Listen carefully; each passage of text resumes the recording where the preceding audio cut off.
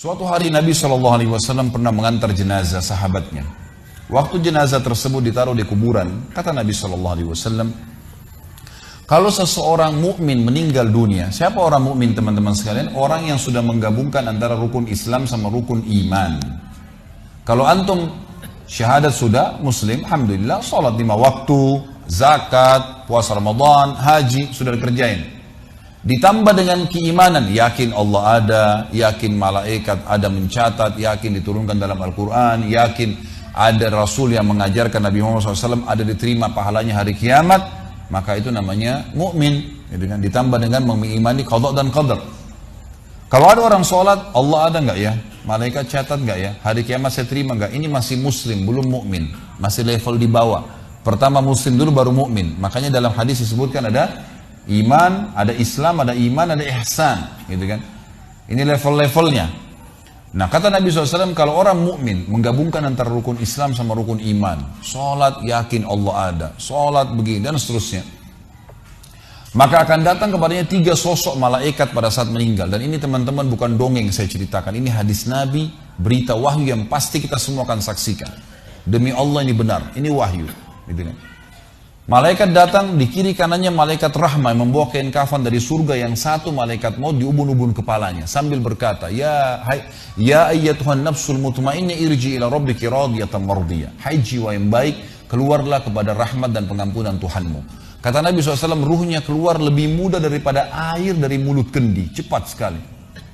Begitu keluar, belum sesaat keluar, ditangkap oleh malaikat rahmah, dibungkus dengan kain kafan dari surga, dibawa ke langit.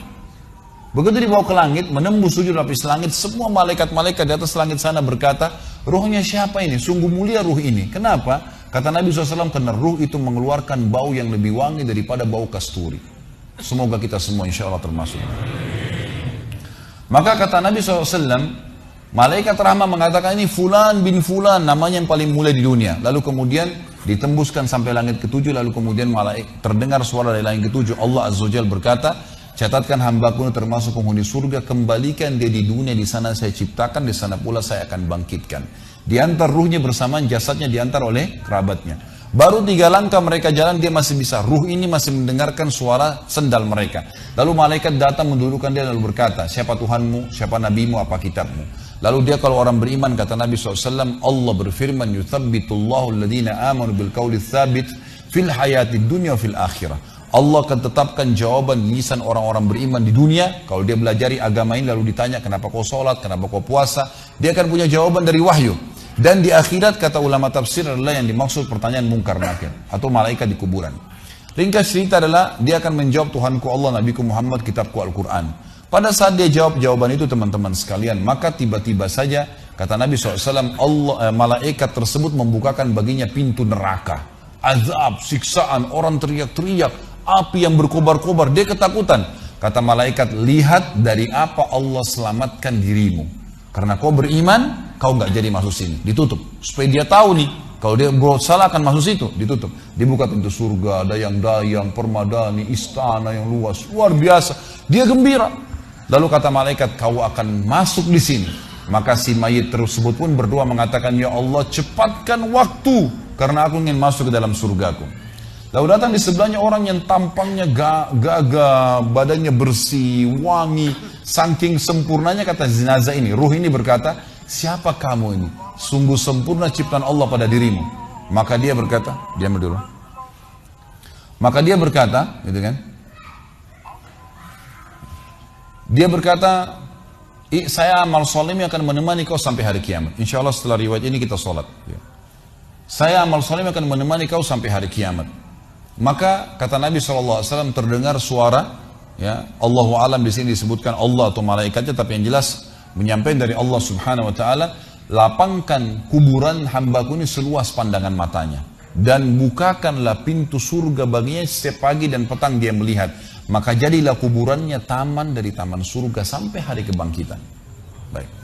Sebaliknya kata Nabi SAW, kalau orang fasik, siapa tadi fasik? Muslim yang masih berbuat maksiat. Teman-teman hati-hati. Jangan kena mengandalkan sudah syahadat kemudian bebas berbuat dosa. Hati-hati. Fasik dan orang kafir proses matinya sama. Kata Nabi SAW, orang fasik dan orang kafir akan datang kepadanya 3 malaikat.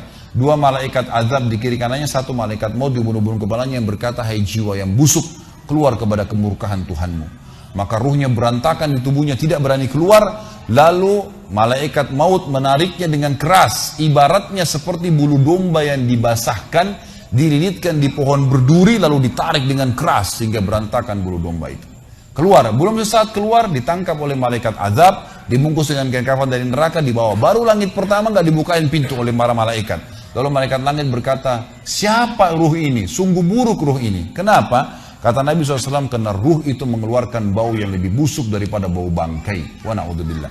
Lalu malaikat azab membawa mengatakan, ini ruhnya Fulan bin Fulan. Ya.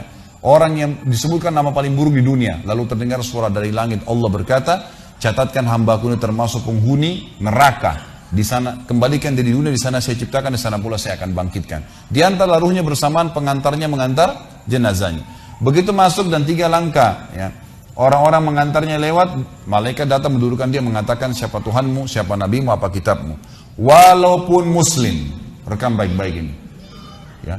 Lahir dalam keadaan Islam, sesekali sholat, fasik, masih banyak masih tidak tobat sebelum meninggal, sama. Jawabannya kata Nabi SAW dengan orang kafir, innama aqulu kama kana yaqulun nas. Saya nggak tahu, saya cuma ikut-ikut dulu orang bilang apa, nggak bisa jawab. Lalu kemudian dibukakan baginya pintu surga, dayang-dayang, permadani, istana, pemandangan yang luar biasa, gitu kan? Maka dia kagum, kata malaikat, lihat dari apa kau haramkan dirimu. Dulu kau bisa masuk sini, tapi kau tidak mau, ditutup. Dibuka pintu neraka, azab, siksaan, orang dipotong, teriak-teriak, kesakitan. Lalu dia ketakutan, kata malaikat, ini tempat kau selamanya, kau tidak akan bisa lari. Maka dia berdoa mengatakan, ya Allah jangan kau cepatkan waktu karena aku tidak ingin masuk ke dalam nerakaku. Lalu datang di sebelahnya orang yang buruk tampangnya, bau badannya nggak enak. Lalu saking buruknya kata jenazah ini, kata ruh ini, siapa kamu ini? Pergi dari saya, sungguh buruk ciptaan Allah pada dirimu. Maka dia mengatakan, tidak, saya amal burukmu yang akan menemani kau sampai hari kiamat. Lalu dalam penutupan hadis Bukhari ada 2 riwayat. Yang pertama, Allah Azza wa Jal ya, mengirim kepadanya malaikat yang tidak punya penglihatan dan pendengaran. Allahu alam bagaimana nih? Yang membawa sebuah besi, yang kalau besi itu seluruh jin dan manusia bersatu mau membalik saja mereka tidak mampu. Bayangkan seluruh jin miliaran, seluruh manusia miliaran, balik saja mereka tidak mampu. Ini saking kuatnya malaikat tersebut.